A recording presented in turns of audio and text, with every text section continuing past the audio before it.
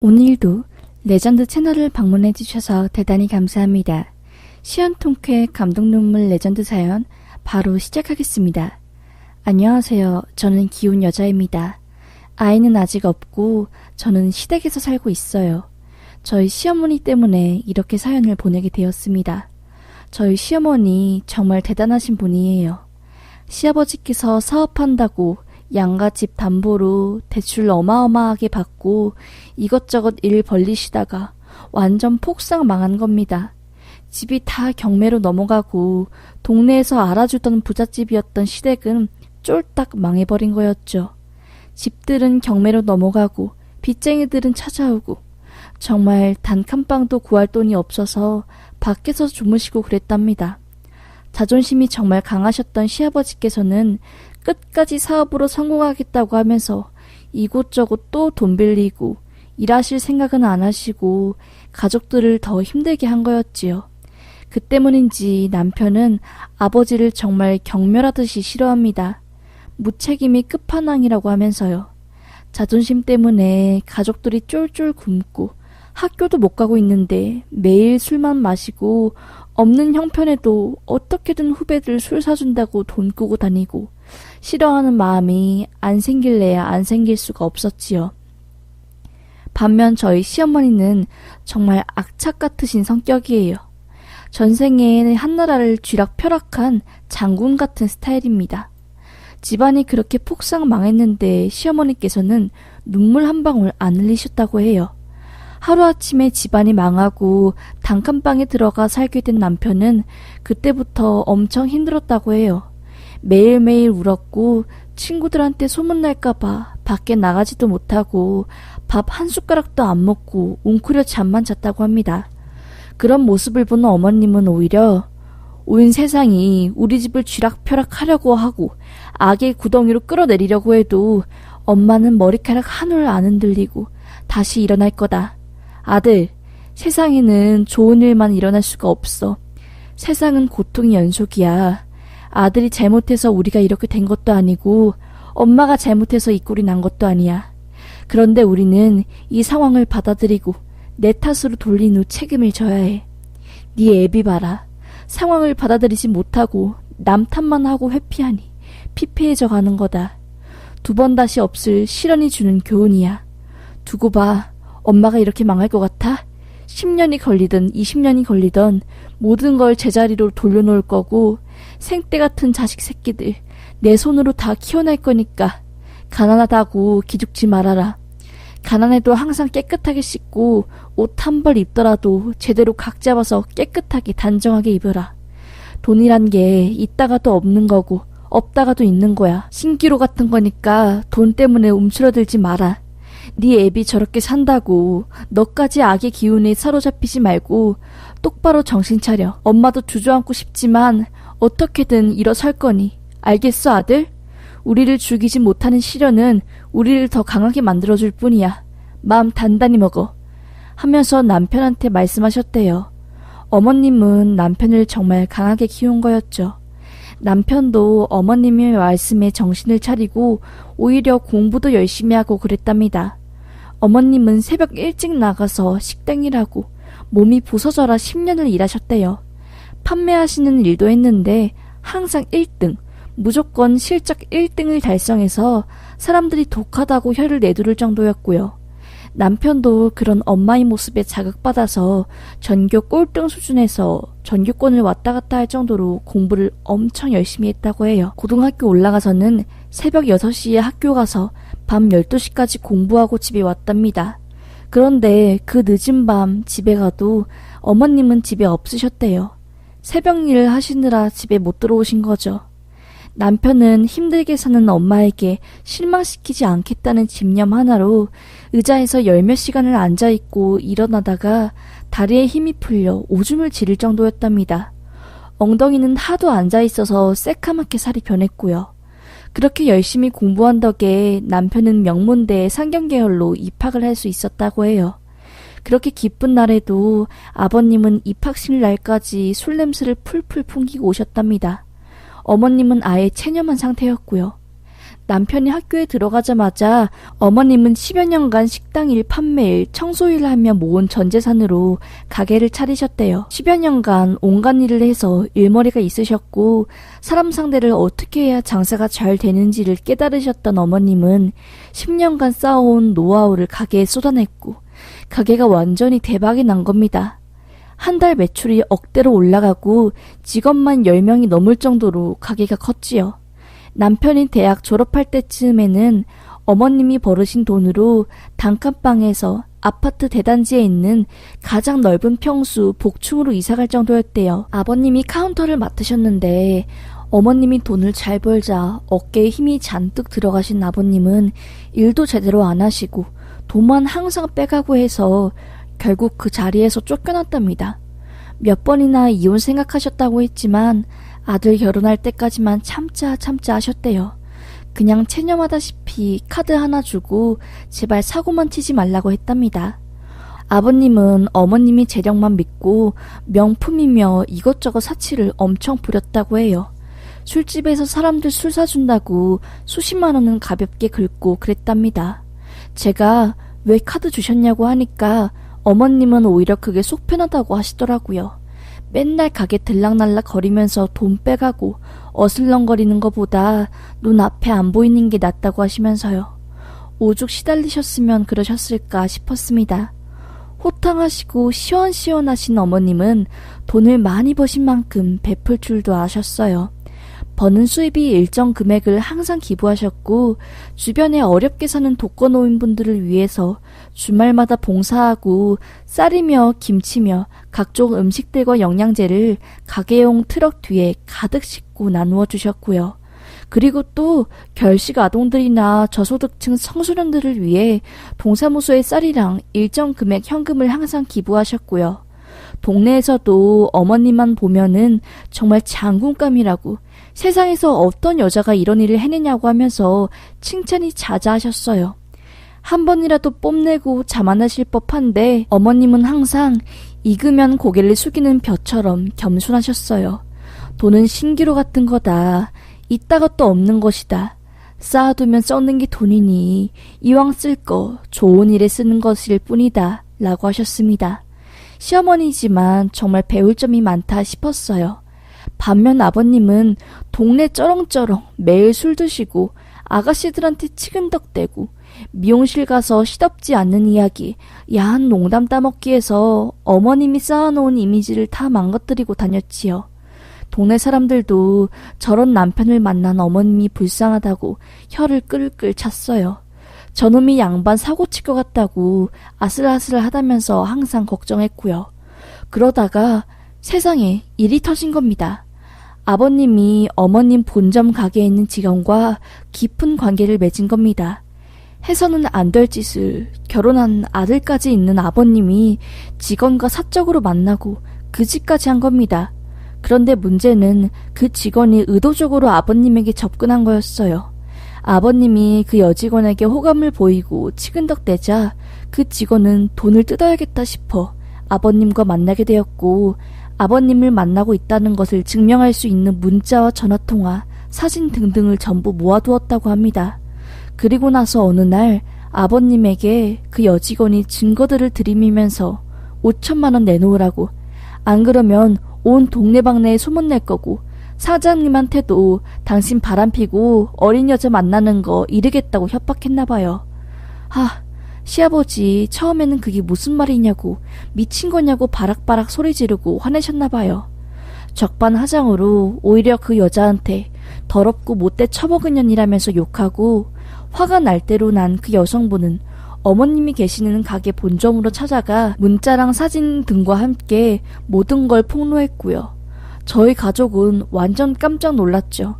아니, 아버님이 술 좋아하시고 친구들 좋아하는 것까지는 알았지만 뒤에서 여자 만나고 더러운 짓까지 할 줄은 꿈에도 몰랐으니까요. 정말 어머님은 화가 정말 단단히 나서 난리가 났습니다. 이게 뭐하는 짓이냐고 하면서 소리를 바락바락 질렀고요.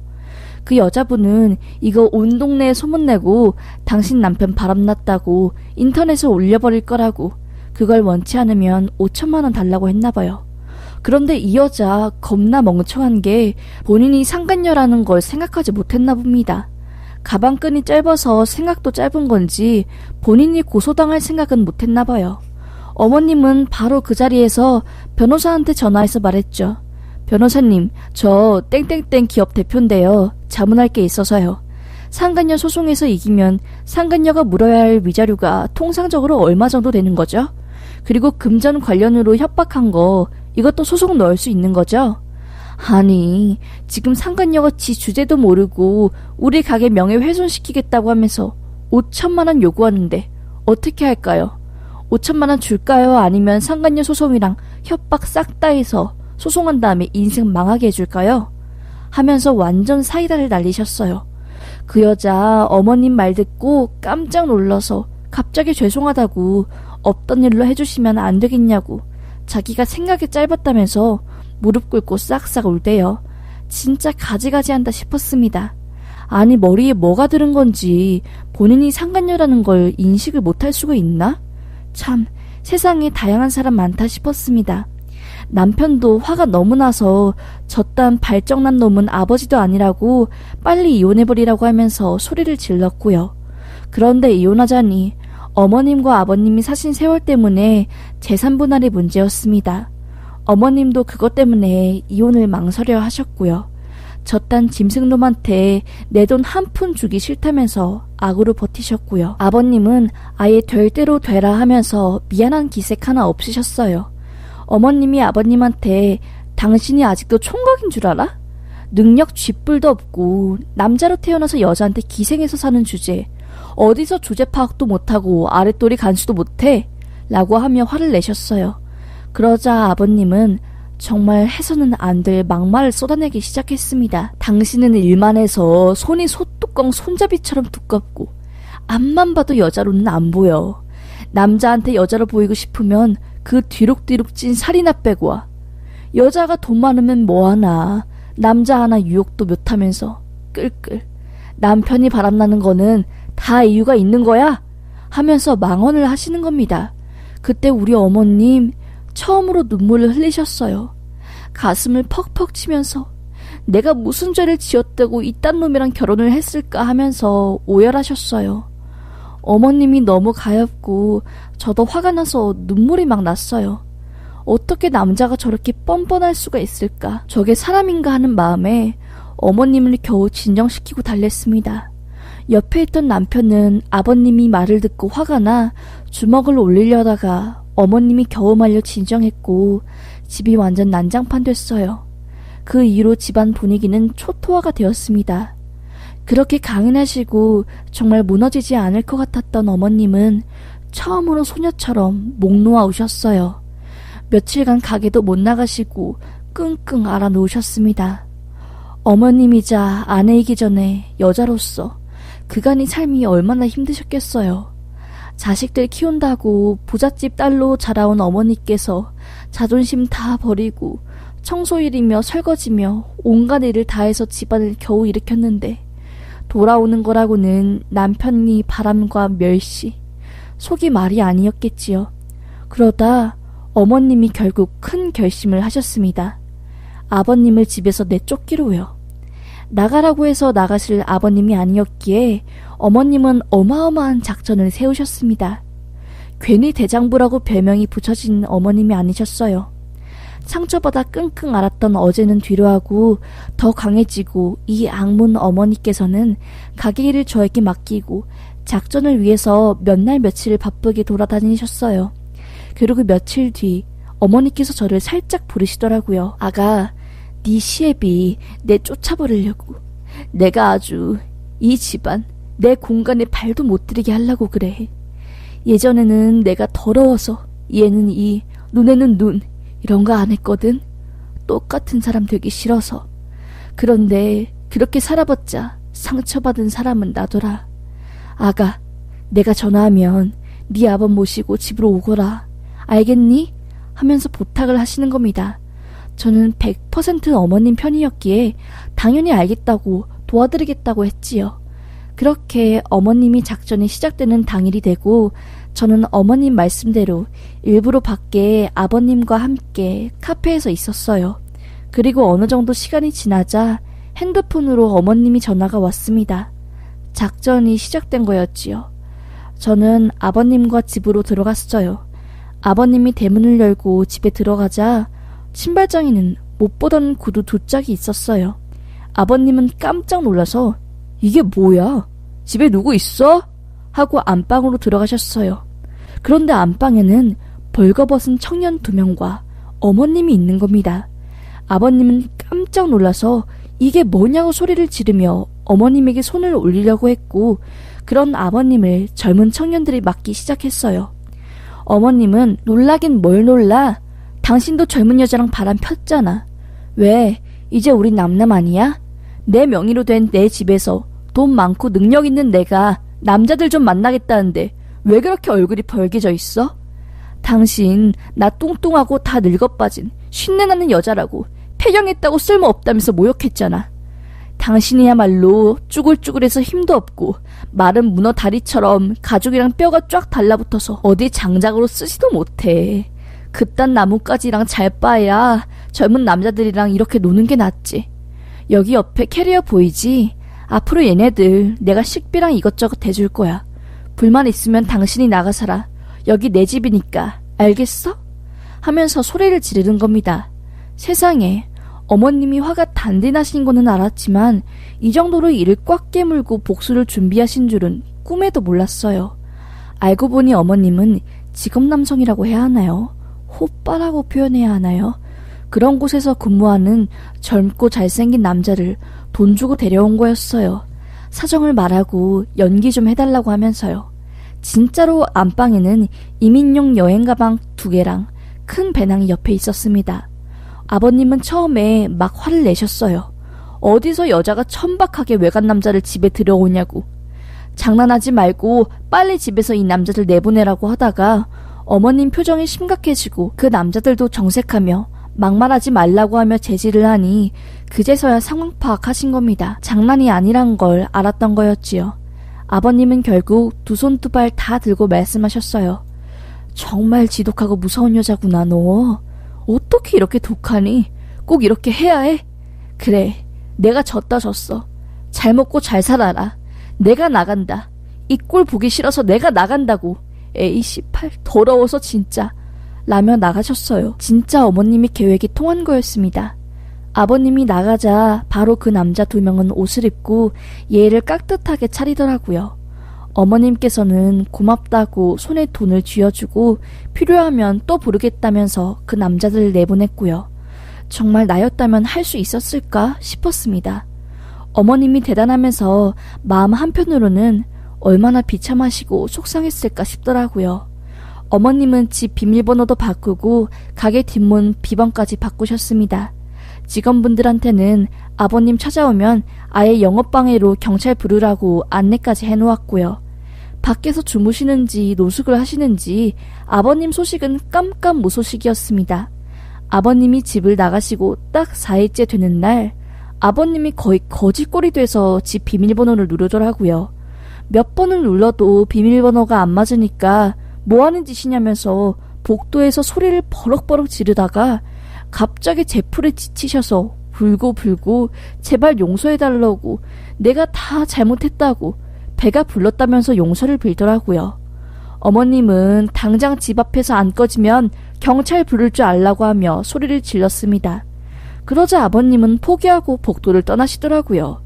다음날 진짜 안 씻은 냄새 꼬질꼬질하게 풍기시고 얼굴에는 떼국물이 줄줄 흐른 상태에서 가게로 찾아오셨더라고요.